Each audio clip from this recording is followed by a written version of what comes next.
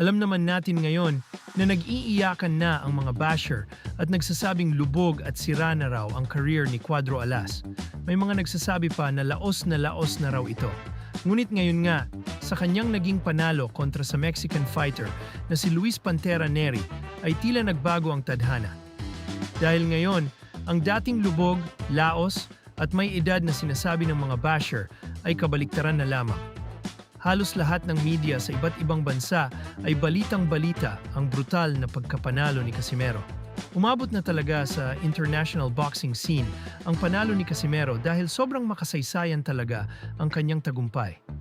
Ang pinaka-pinag-uusapan pa doon ay ang 6 na beses niyang pinabagsak si Neri bago matapos ang ika-4 na round. Maraming international boxing media ang nag-highlight mismo na 6 na beses pinabagsak ni Casimero si Neri sa loob lamang ng 4 na round. Kaya hindi maikakailang history ito. Maging ang Ring Magazine ay ipinagmalaki ang kanyang panalo. Pati ang mga balita sa Pilipinas na dati ay hindi ibinabalita ang mga panalo ni Casimero. Ngayon ay ibinabalita na rin.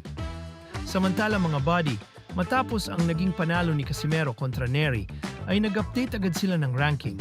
Inilagay na si Casimero bilang number 1 best active fighter sa buong Pilipinas. Maging sa latest update ng BoxRec Super Bantamweight rankings sa buong mundo, makikita natin dito na biglang umangat si Casimero. Halos kahanay na niya ang 2 Japanese superstar na sina Naoya Inoue at Junto Nakatani. Yung dating malabong mangyari na may makaharap si Casimero sa dalawa, ngayon ay tila inilalapit na ng tadhana. Patunay lang iyan na ipinapakita ni Casimero kung sino talaga ang dapat makaharap ni Inoue. Samantala mga buddy, hindi talaga natin maikakaila na pangalawa na talaga si Casimero sa kasikatan ni Manny Pacquiao pagdating sa Pilipinas. Dahil alam naman natin na kapag si Casimero ang lumalaban, ay dinudumog ito ng milyon-milyong views. Dahil kakaiba naman kasi talaga ang performance na ginagawa ni Casimero.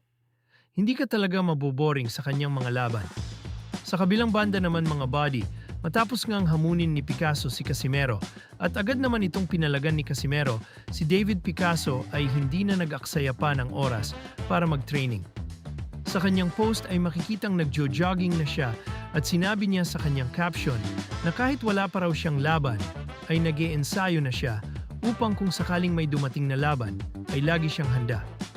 Mukhang si Casimero na ata ang pinatatamaan ni David Picasso. Ano sa tingin ninyo mga buddy?